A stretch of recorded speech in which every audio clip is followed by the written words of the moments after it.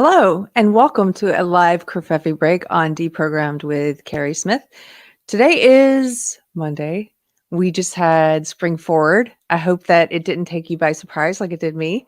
But welcome. This is a live show that we do Mondays and Fridays. We talk about what's in the news, what's on our mind, hang out with chat. Sometimes we have guests. I wanted to apologize because I missed you guys on Friday. I got stuck.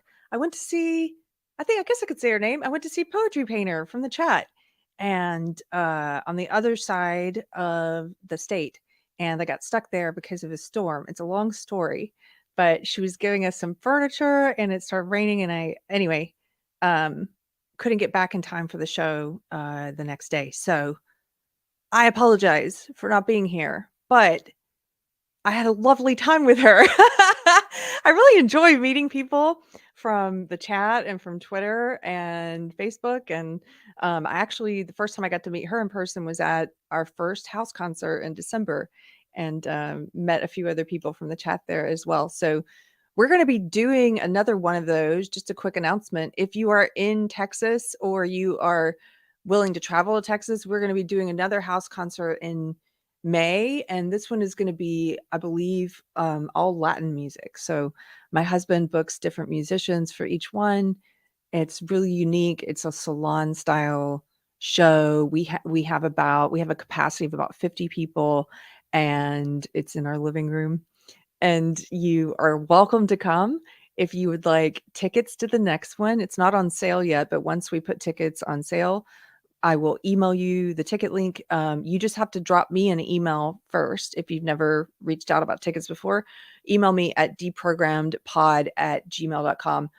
We don't put the ticket link public. We just send it to whoever is interested. So the other announcement is April 15th. Also, if you're in Texas or if you're willing to travel, I'm going to be hosting the Minds Fest, which is coming up at the Vulcan, is where it's going to be April 15th. And there's a whole like fabulous list of speakers and performers that they've put together. The last Minds Fest was in New York at the Hammerstein Ballroom, and it was phenomenal. This one is going to be in Austin, Texas, which is new. And speakers include people like Peter Boghossian, Daryl Davis, Luke Radowski, Ian from Timcast. There's a whole host of people I know I'm forgetting. Also, they're going to have performers. I believe Timcast is performing music. I've got to confirm that. That's what I originally heard. Also, Jamie Kilstein's doing comedy. So get tickets. I know some of you have already bought tickets or you're traveling in. I look forward to seeing you. Say a prayer for me if you pray, because I do still get nervous doing public speaking. When I can see people, it's a little different than when you're doing a camera. So say a prayer, or if you don't pray, do a push up for me. That's all I'll ask. Okay, that's it with announcements. I hope you guys are doing well. Hello, Pirate. Thanks for putting the link tree in there. Good morning, guys. Okay, so I've started the past month or two. I don't know if you guys have noticed, but I've started thinking more about leftists who might be watching this show, people on the left. And in part because I don't want to forget them. I don't want to just start talking to people who already agree with me. And the whole reason I started doing this podcast in the beginning, or podcasting on my other channel in the beginning, was because I wanted to help explain what was going on to people who come from what used to be my side. And so I don't want to forget about that. I don't want to forget about those people. And I know that people do watch me sometimes, hate watch me, come in prepared to disagree with what I'm going to say. And then sometimes they end up finding out that they don't disagree. So that's a good thing.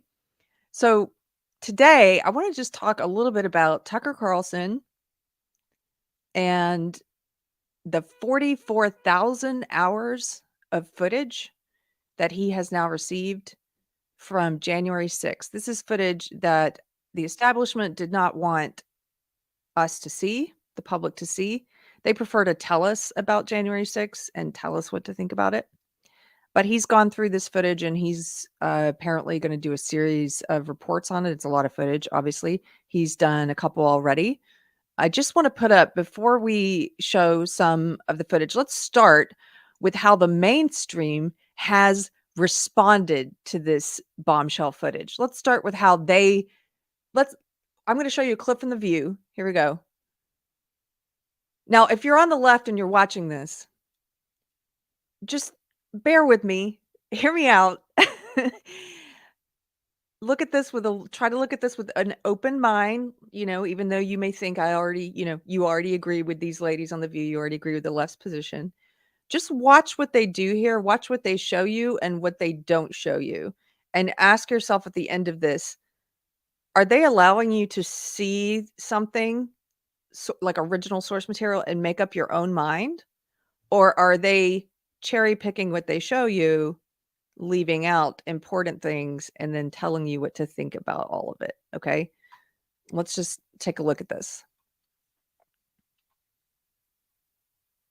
We all saw the violent Capitol insurrection play out on live TV back on January 6, 2021. I don't think anybody thought it was a TV show. I don't think anybody was not sure what they were looking at. But the footage was so brutal. So we have to warn you, because we've got to show you a moment of it. So take a look.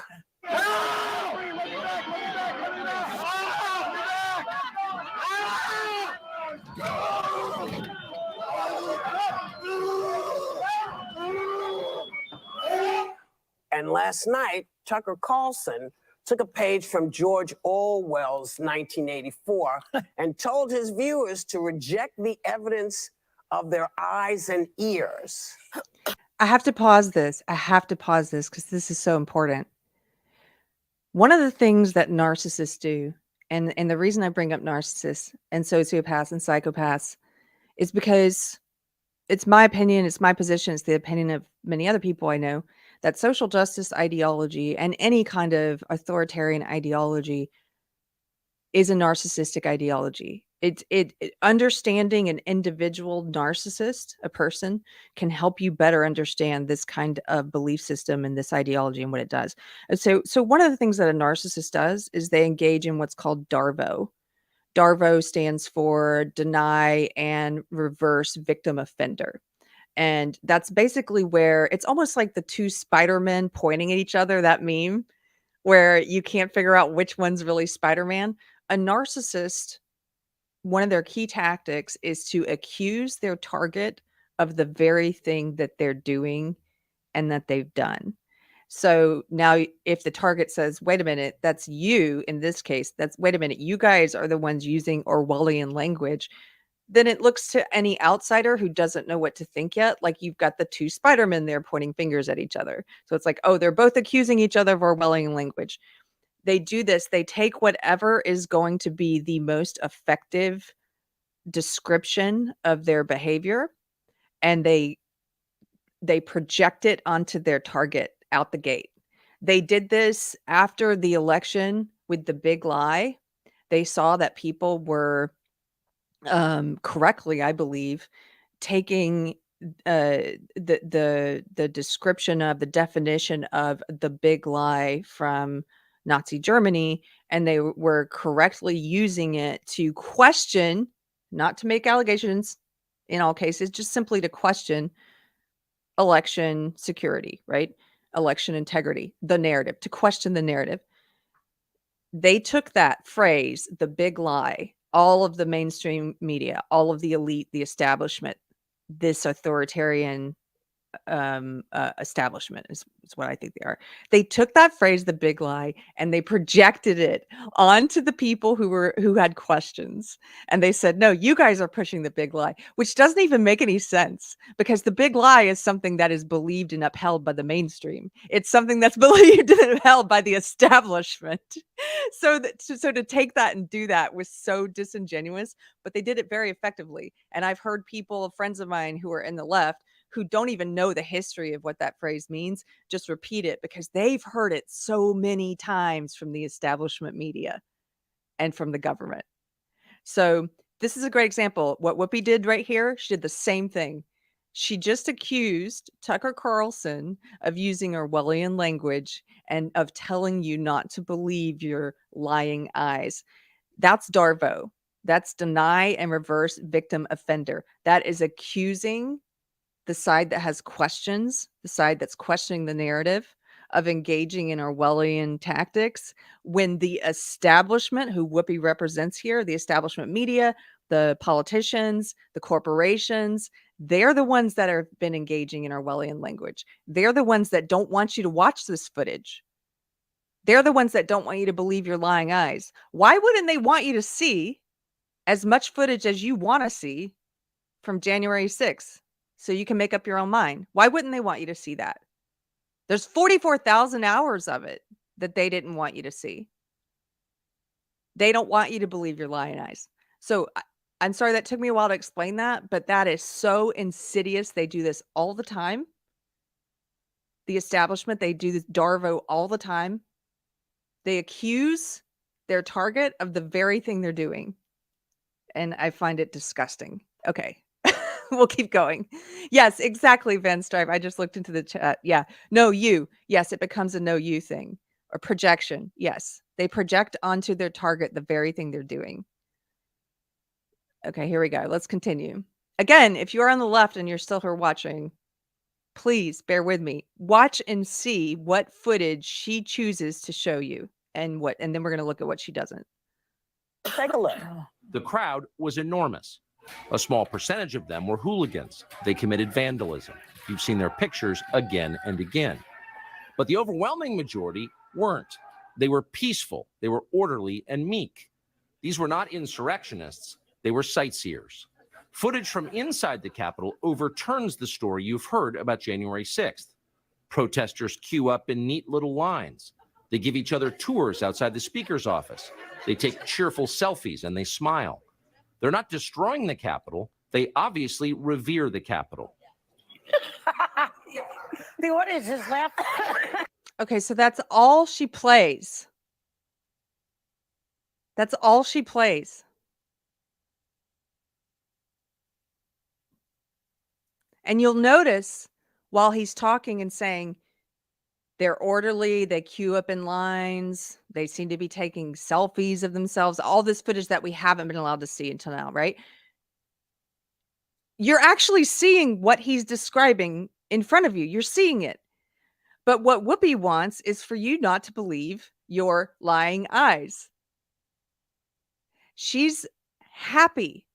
She's got an audience there queued up to laugh at this as if it's absurd, as if what he's describing unfolding on video right in front of you is not actually happening. But it is what's happening. It is what's happening. Yes, we have seen footage. We've seen repeat on loop ad nauseum footage of the rioters from January 6th who became aggressive and violent. Yes, we've seen that. That did happen. But he's correct that that was a very small fraction of the people who were there. And that we haven't seen any of this footage. And why shouldn't we look at it, Whoopi? Why shouldn't we accurately describe what this footage shows? It's so ridiculous. Well, how can you not? Especially after you've, heard some of his emails about Dominion and all the stuff going on. I mean, listen, I don't know what he's playing at, but people saw what they saw. They saw what they saw, and they've seen what's gone down with it. And they saw what they saw. If there was so much violence, if it was everyone there, first of all, how come you've only got one clip of it to show us? You know what I mean? Like it's not like there's a lot of stuff you can point to, like there are with the BLM riots. We'll get to that in a second. There's a lot of stuff you can point to about how violent they got. But more importantly, if that day, and we saw the crowd, we saw how many people were there. If that day were a violent insurrection, where were all the weapons? Where were all the armed people storming? Where in this footage are the people coming in with guns like, we're here for a coup, right? Where's that? Why are the security guards walking people around like they're there for a tour? Capitol Police, excuse me. Why are the Capitol Police walking people around like they're there for a tour? If this is a violent insurrection. Let me show you what one of the things Whoopi didn't show you, and then we'll come back to her. Here. What they cherry picked from Tucker Carlson was the very beginning of that particular piece. And we're going to show you there's a figure that a lot of people know. The people who are plugged into mainstream media certainly know. This guy that's called the QAnon shaman. So this is an excerpt from Tucker's piece, one of his pieces about January 6th and the 44,000 hours of footage that his staff is pouring through. Let's just start watching here. This is from the same Tucker segment that Whoopi just showed, cherry picked a clip from, but she didn't show her audience this. I wonder why. Here's the man you've heard referred to as the QAnon shaman outside the Senate chamber. These are not rioters. These are people who wandered over from a political rally. We will not let them silence your voices. After the rally, they walked down Pennsylvania Avenue, where organizers had secured a federal permit to hold a legal rally on the grounds of the Capitol. I know that everyone here will soon be marching over to the Capitol building to peacefully and patriotically make your voices heard. Once at the Capitol building, things began to get chaotic. Capitol police officers fired tear gas into the crowd. A few at the front of the herd broke windows. Someone opened the doors, and many hundreds of others just walked in. We're going to make that the story. Of course, they did make it the story. And at the center of it, the single most famous person arrested that day was a Navy veteran from Arizona called Jacob Chansley, often referred to as the QAnon shaman. The so-called QAnon shaman. QAnon shaman. Someone named Q Shaman. Jacob Chansley became the face of January 6th, a dangerous conspiracy theorist dressed in outlandish costumes. By the way, this guy is hilarious. I mean, just the way he's dressed. It's just hilarious that this became a meme. I really wanted to dress Tiger up as the QAnon shaman for Halloween, and I forgot, but I'm definitely doing it next year. Who led the violent insurrection to overthrow American democracy. For these crimes, Chansley was sentenced to nearly 4 years in prison, far more time than many violent criminals now receive. What did Jacob Chansley do to receive this punishment? To this day, there is dispute over how Chansley got into the Capitol building. But according to our review of the internal surveillance video, it is very clear what happened once he got inside. Virtually every moment of his time inside the Capitol was caught on tape. The tapes show Look at the them. Capitol Police never stopped Jacob Chansley. They helped him. They acted as his Look at tour this. guides.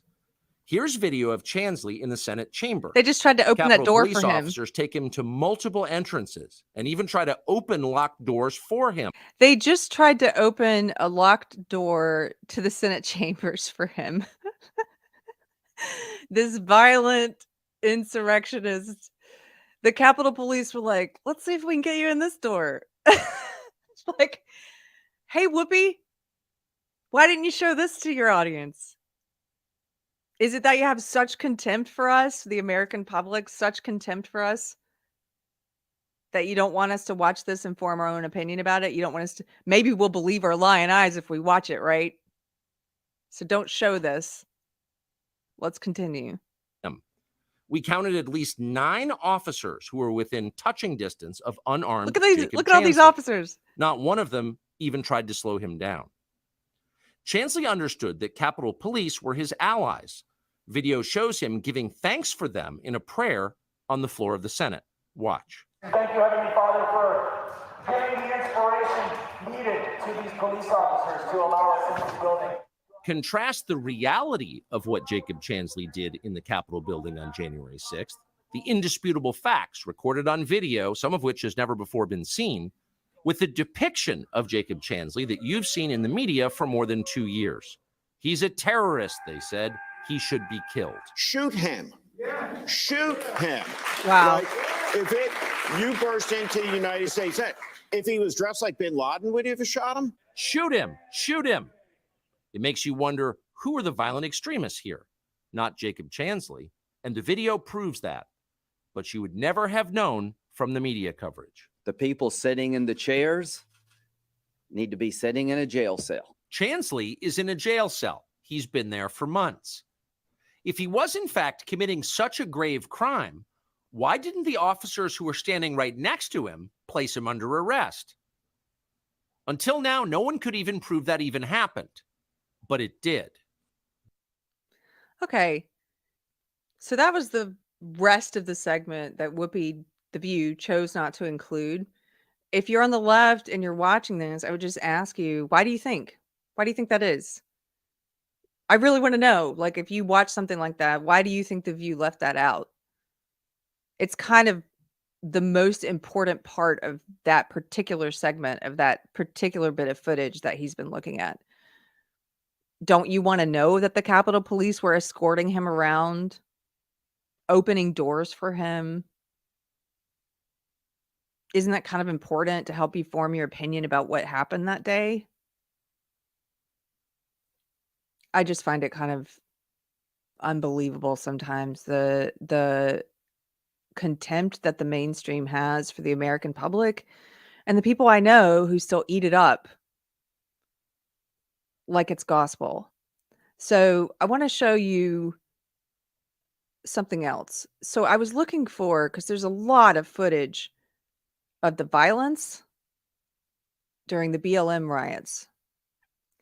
And as people who are awake will know, if you're already awake, the media did their best. So people like Whoopi did their best to make us think that these BLM riots were mostly peaceful. In fact, that's an exact quote from CNN, is that they're mostly peaceful.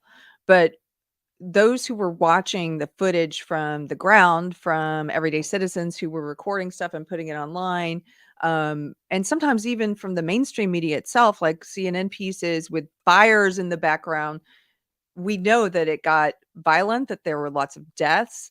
I want to show you something, though. If you go to YouTube, this really bothers me.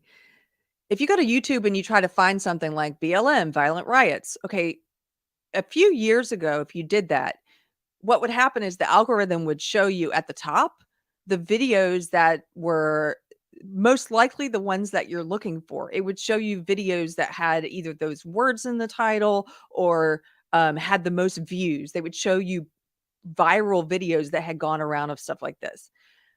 A few years ago, YouTube changed its algorithm, told us it was changing its algorithm, and said, hey, we're going to change the algorithm so that from now on, you, the American people, you citizens, you little peons, we're changing the algorithm because you don't know what's good for you.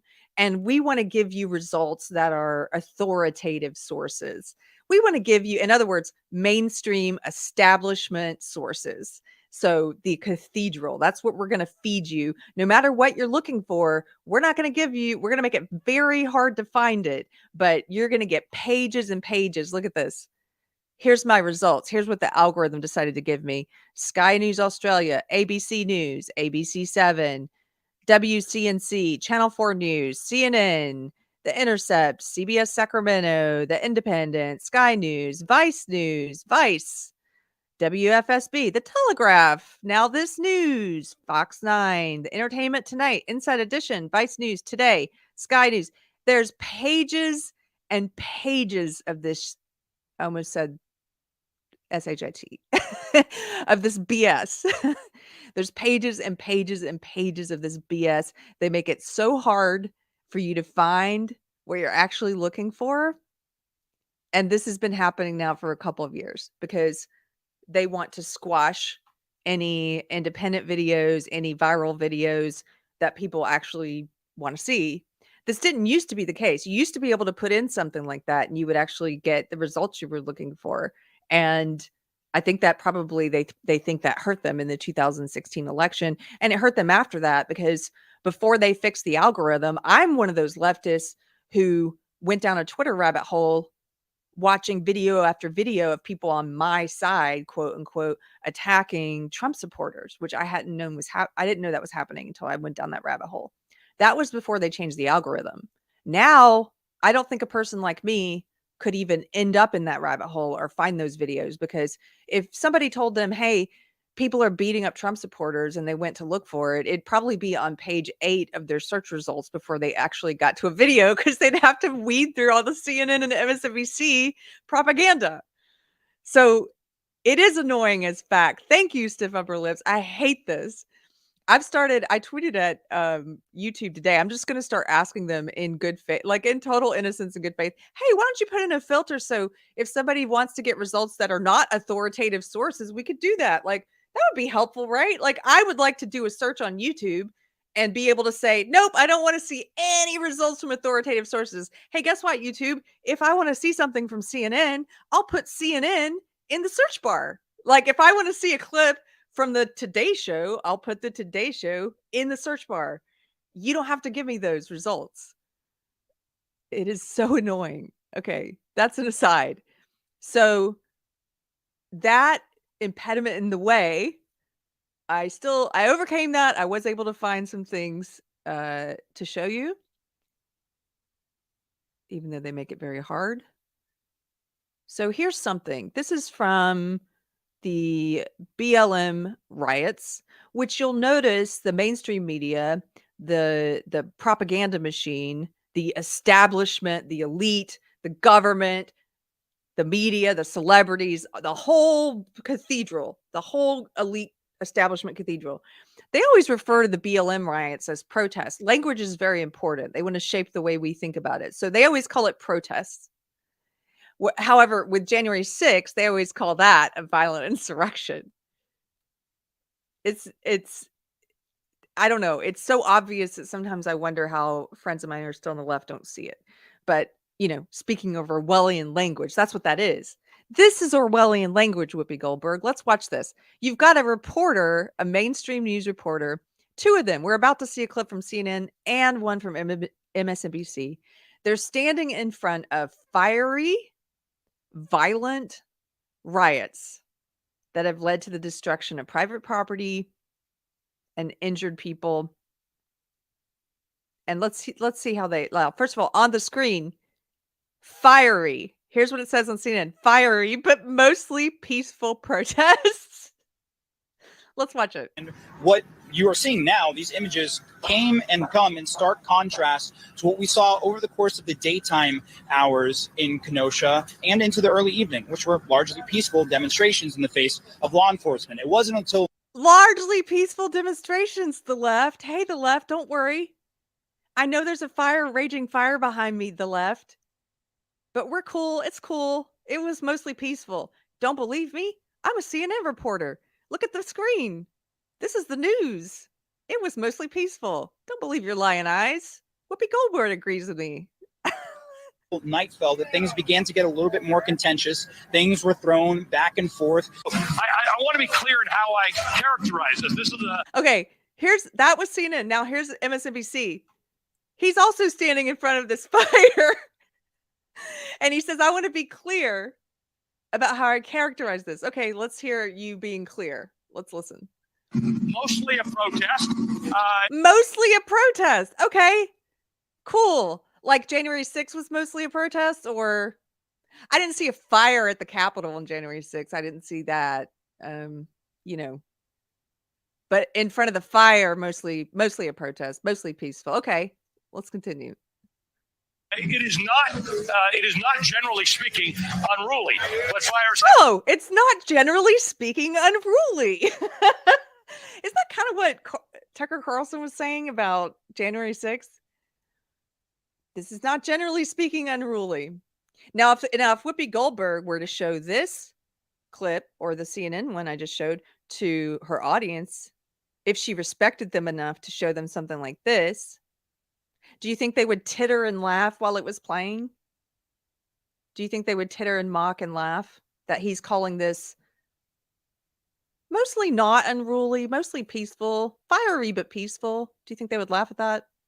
Been started, and there's a crowd that is. Okay. Generally speaking, says Andrew. Yes. Generally speaking. Okay. Stiff upper lip says, I know it looks bad, but let me explain what you're actually seeing here. Yeah. I heard a story once of, I'm trying to remember who told me this. It may have been my old podcast partner. I can't remember. Somebody told me this story about this man, this guy who walked in on his wife. No, it was the opposite. It was the wife walked in on her husband in the middle of him having sex with another woman, in the middle of him committing adultery. And he was like, don't believe your lying eyes. Like, don't like jumped up like, hey baby, no. It's not what you see happening. That's what to me, that's what the CNN and MSNBC reports look like. They're like standing in front of the fire and they're like, don't believe what you're seeing here. Andrew B, thank you for the $5 super chat. I should say we do have a Patreon, Locals, and Subscribe Star. If you like the program and want to support the channel, you can also become a YouTube member. Thank you for that. Stiff upper lip. She's not wearing a hat. I know. I don't always wear hats. I know everyone's used to it. Scott Miller. He acknowledged that there was violence in the very clip she accused him of denying it in. Oh yeah, in the Tucker clip. He said, even when in the part she played, that there were some people who were violent. I think he called them hooligans. Okay. I'm going to show you just a little bit more. Again, because I do want to consider that people on the left might be watching this channel occasionally and wanting to hate on it or wanting to see what kind of crazy right-wing things she's saying. She's so silly.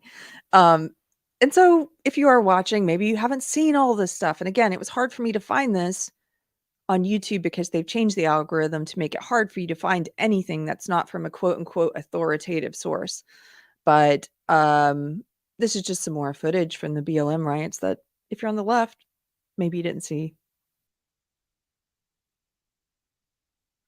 Oh.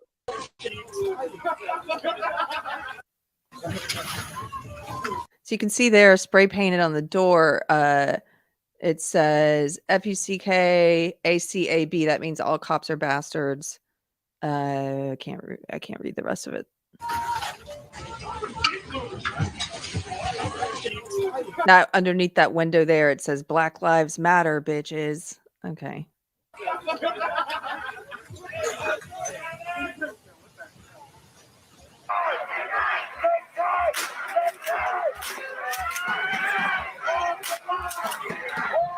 Violating Minnesota State Statute 609.50 obstructing the process, which would be an additional crime. Mostly peaceful, guys.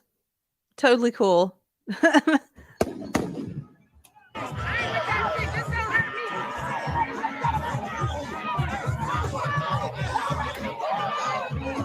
Don't worry, that guy in the back there, he's peacefully jumping on the police cruiser. He's not, that's not aggressive or, you know, it's with peace.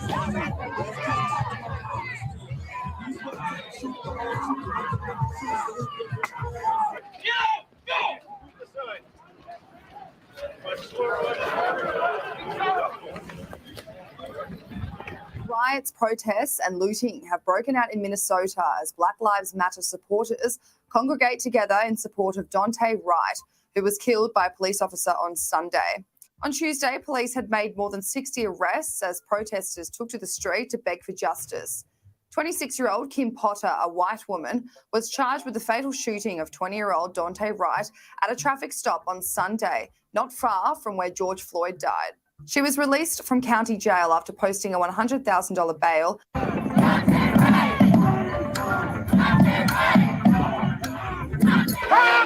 Don't shoot! Don't shoot! No peace! No justice! No peace!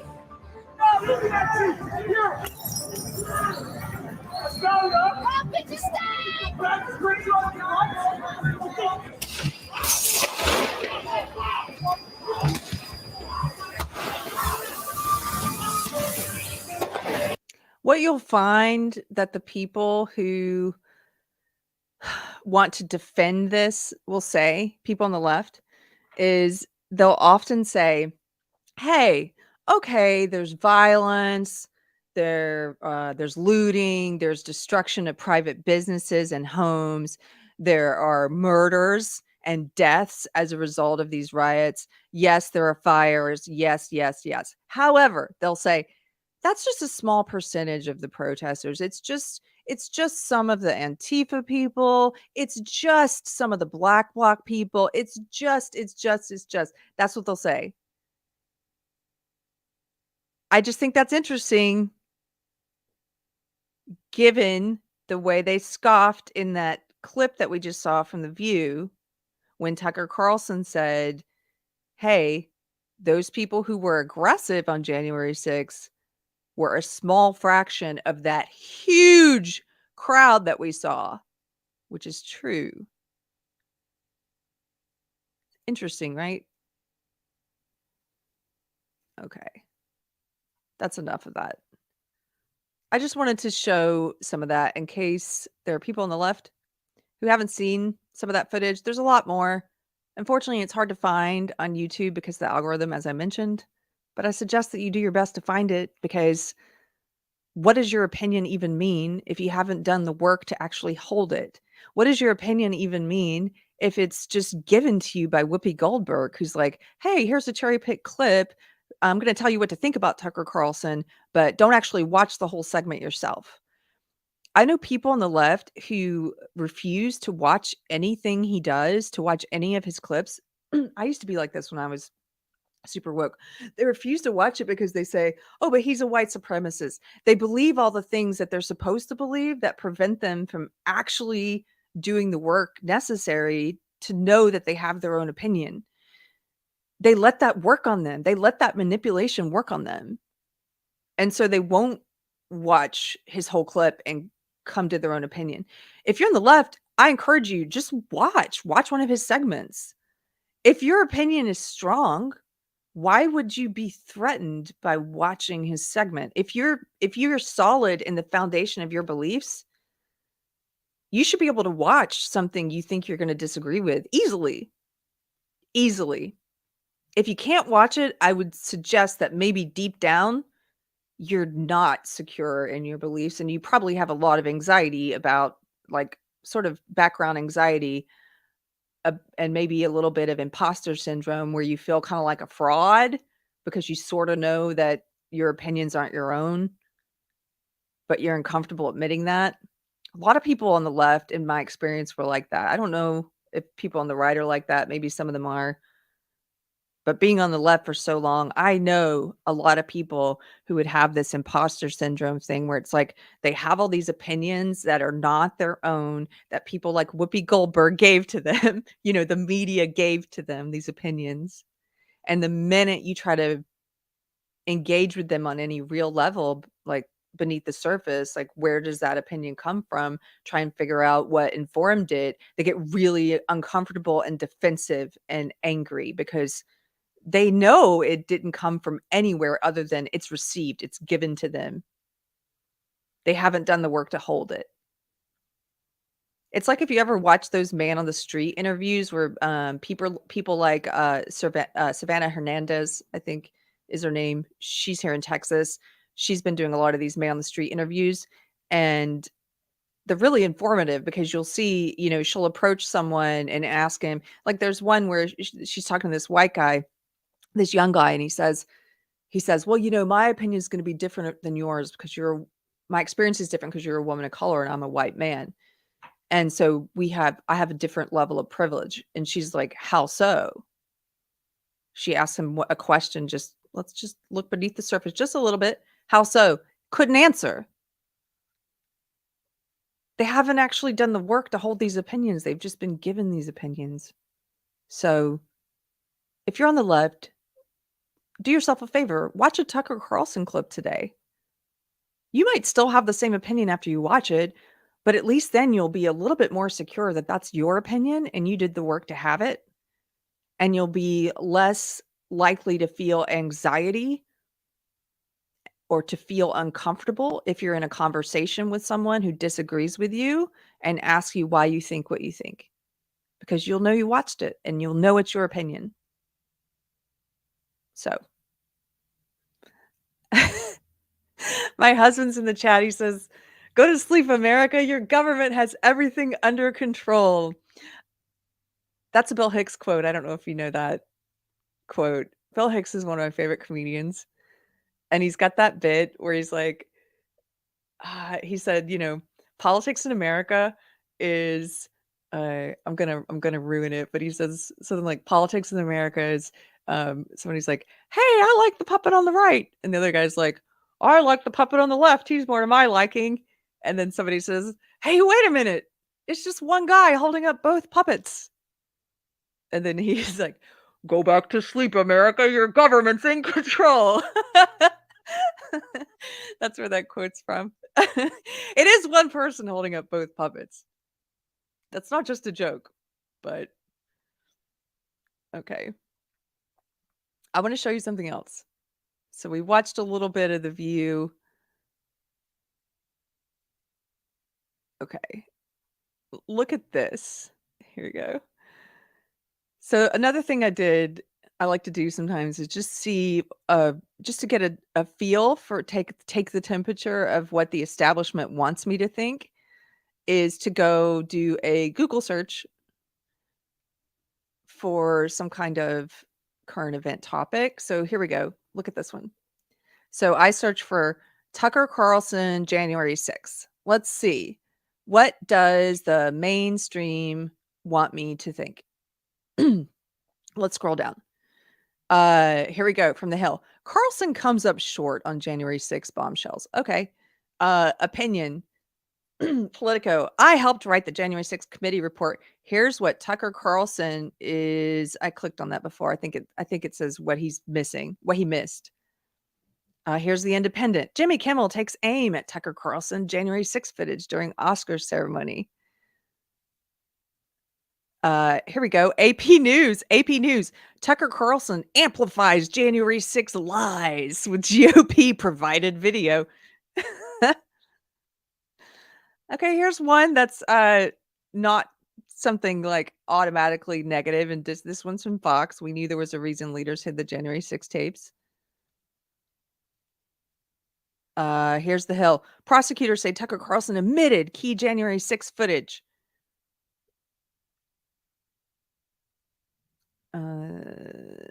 Okay, you could just off the rails. NPR, off the rails. New Tucker Carlson project for Fox embraces conspiracy. Does it say conspiracy? Yes, it does. You could play a game at this point. What does he embrace? Conspiracy theory. Okay. Looked to me like he just showed us some of the footage and let us make up our own mind about it. More of the footage than you guys have shown us. A lot more. I'm going to stop sharing that. But that's the level at which I sometimes I wonder, that joke my husband made about go back to sleep, America, your government's in control. When did the left start believing the establishment? When did the left start believing politicians, the media, corporations, big pharma?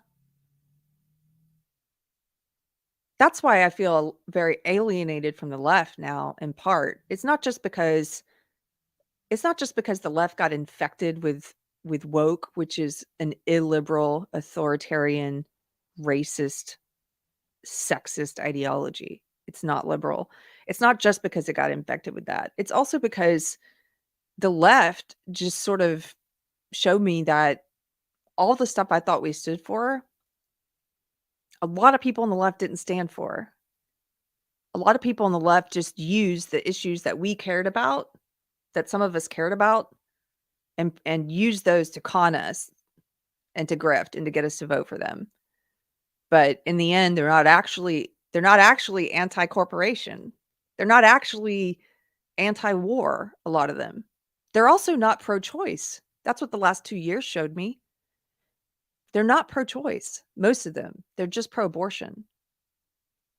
If they were pro-choice, they would have vehemently opposed giving any government the right to force you to put something in your body to punish you if you don't. And they didn't. In fact, a lot of them supported authoritarian overreaches of a government against its own people. That's not pro-choice. So all of this stuff I've started figuring about the left, it's like, you know, like many have said, it's not so much that I left the left. It's more that the left changed. A little bit I left the left, but for the most part, I woke up and was like, wait a minute, how did we get here off the cliff like this? Like, this isn't the left that I knew. I don't know when the left started being like, oh, yeah, the media, cool. They're cool.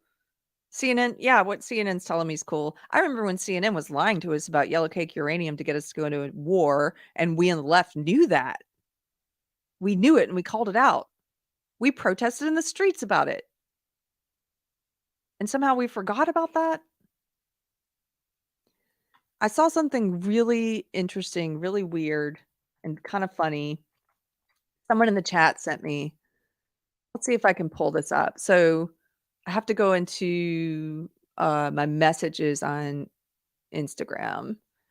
Let's see if we can make this work. So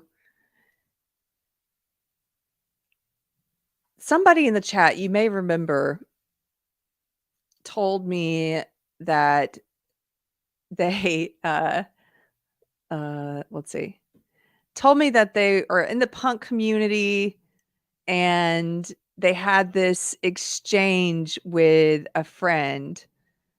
Okay. You're going to end up seeing some of the things that are in my general mailbox when I open this. That's okay. I think that's okay. So I just think this is really funny. Here we go. Thanks for bearing with me, guys, while I pull this up.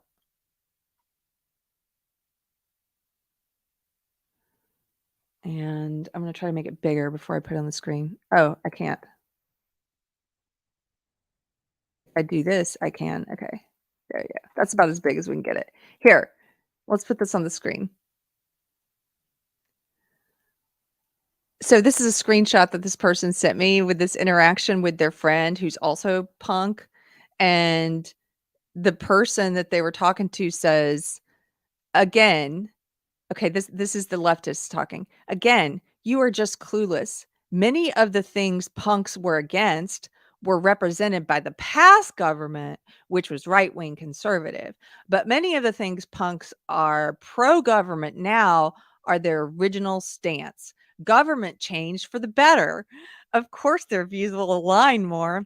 Also, let me help you. Punk was full of socialists and communists back in the day as well. You didn't pay attention. Did you hear that? They basically were like, well, yeah, we punks used to be against the system because the system was wrong. The government was wrong. The corporations were wrong, you know, and we were punk. We were like the resistance. But then what happened? What had happened, guys, is that the resistance, I mean, is that the government and the corporations, the war machine, all of it like got aligned with like our views and became like really good. And now the government's punk. And so it's all cool. Like, that's what he's saying. Isn't that ridiculous? Yes, John says, sounds like Rage Against the Machine. Yeah, they became Rage for the Machine. I just think that's the funniest like psychological defense mechanism to do with this person. With this person is like trying to explain what it's what's called cognitive dissonance, where they have two opposing ideas, two opposing opinions that they hold at the same time.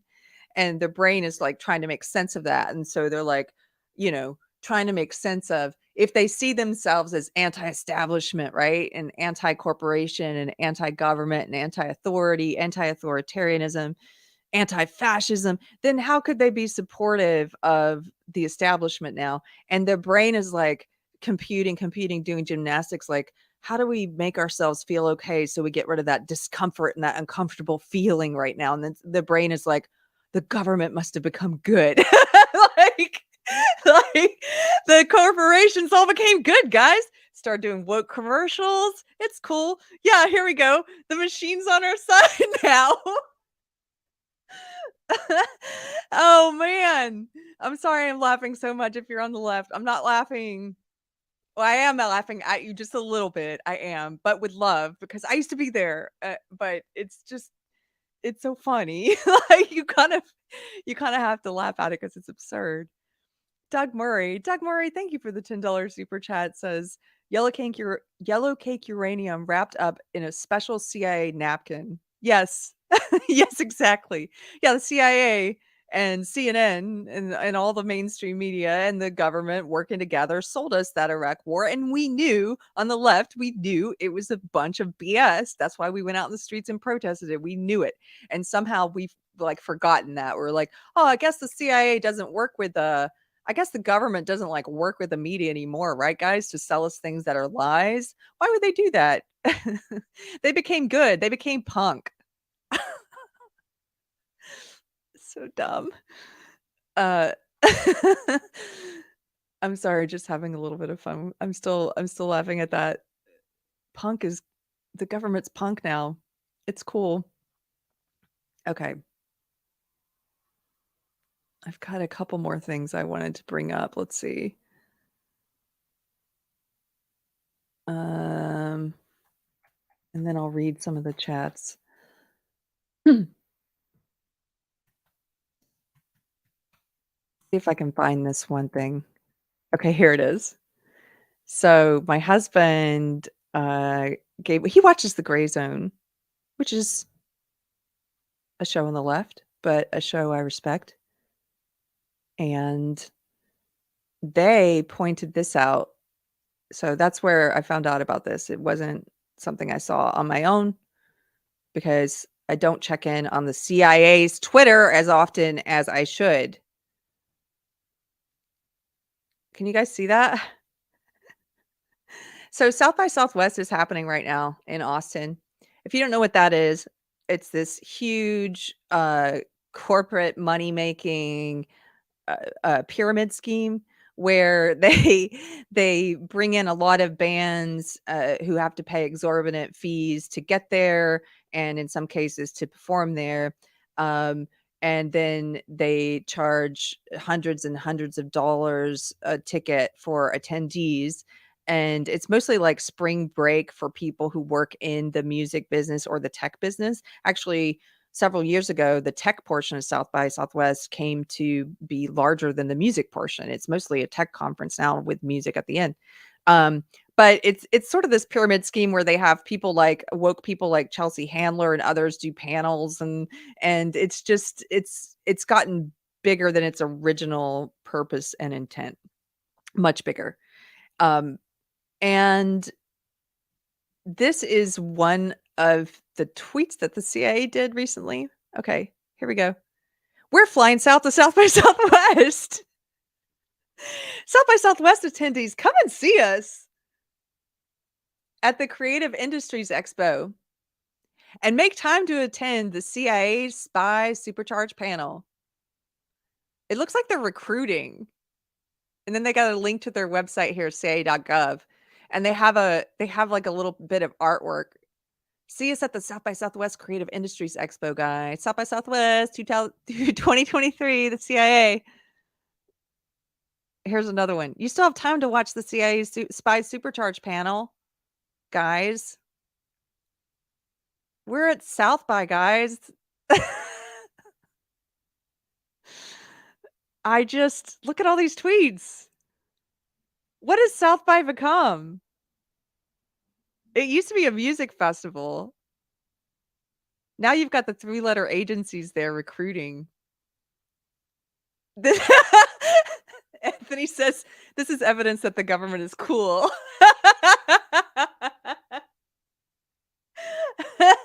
Hey guys, we're the CIA. We're at the South by Southwest this year. They would probably call it the South by Southwest. We're at this South by Southwest this year. Come get a load of us. We're next to the punk table because we're punk. So progressive, so cool, the CIA. After you go to this Chelsea Handler panel at South by this year, drop them by the very cool CIA booth. Pirate Tomsky says, to be fair, the CIA are pretty creative. They've been spinning bullshit for decades. This is true. Anthony says it also used to be a music festival that featured Austin musicians. That's true. Now it's very hard for any Austin musicians to get a spot there. It's mostly corporate stuff now and a lot of tech stuff. And yes, the CIA recruiting. I used to go to South by every year when I worked in entertainment. I managed comedians. My business partner managed musicians.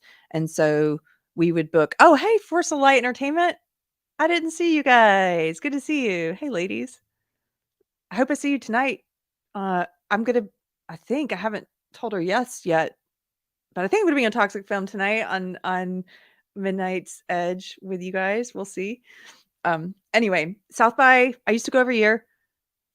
I managed comedians, as I said. My partner managed musicians, and so we would have a lot of artists that would perform there, and our artists were in the system, so to speak. Like we worked with we were managers. We worked with agents. We had, in some cases, worked with labels. And so, what you would do is get them approved for a couple of showcases, and then you would go and you would try and get them into as many private parties as possible where they would get free swag. And one of the things that, oh, I didn't see your super chat, Force of Light. Okay, I'll go find it. But one of the things that I was saying to my husband about it that's so interesting, and this is true for entertainment in general, for any part of that world, is I know it may be obvious that this happens, but it's still weird if you think about it. It's still weird in your mind. So the more famous and the more powerful and the more wealthy a celebrity is, the more free stuff they get. Which is kind of weird, right? I mean, it's going to happen, but it's still weird to see it. So like you would go in and you would try to get your celebrities, the artists that you manage, into these different parties, and they would have to be like, for some of them, like, no, you had to be this famous to get in, or this famous, or this famous. And sometimes I could sneak less famous comedians in if I had a bigger name comedian going in and they were all excited about that one. Then I could be like, oh, and I'm bringing in these other younger comedians too. And then you would go into these tents. This wasn't just at South by. This was a lot of entertainment stuff. But at South by, there would be all kinds of tents. Like your art. Again, this is supposed to be a music festival. But for some people, it's like a swag festival. You would just go from these tents to tents and be like, oh, here's the Levi's tent. And they'd be like, come on in, celebrity, pick out 5 pairs of free jeans. And then, you'd have a lesser known entertainer with you, and they'd be like, not you. Just the well-known one. Or then you'd go into the next one, they'd be like, hey, here's some free a free Bose speaker. I got a free Bose speaker at one of these things. And that didn't happen often. The manager would get one, but still. And then you go to the next room, and it's like, again, the more famous you are, the more things you got. The more money you had, the more free stuff you would get. Dion says these people are wasting your tax dollars to go to these boondoggles. Yes. And then for the people who worked on the business side of it, like the people who were, in management, talent management, or they were agents or publicists or record label executives or what have you. Like I said, South by is just a big spring break. They get to expense it. We'd all fly in. Everybody's day drinking all the time. Everyone's constantly drunk. If you stayed sober during South by and you were in the music business or the entertainment business, it was like you had superpowers, because you could have conversations while everyone else was wasted, and you could try and get some people to agree to some deals like while they're drunk. South by Southwest is like Burning Man. Sort of. I would say more for the business side of the industry.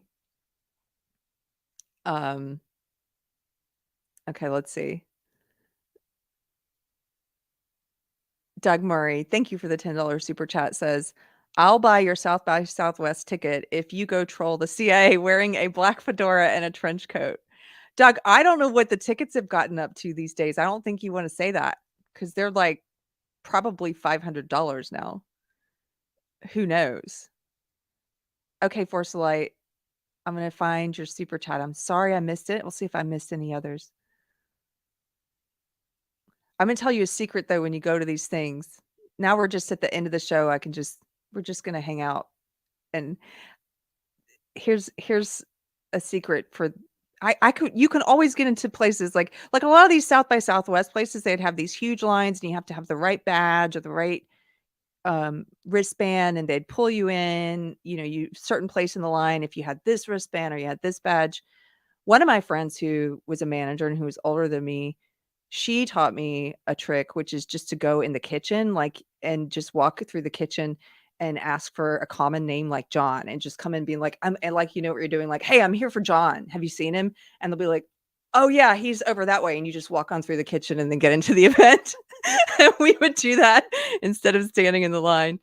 It worked. I don't see your super chat. Oh, there you are. Hey, Force of Light. Thank you, ladies. That's so sweet.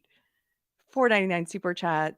They say for fair and nuanced news. Oh, thank you. Thank you so much, ladies. I love those ladies. You should go check out their channel if you haven't already.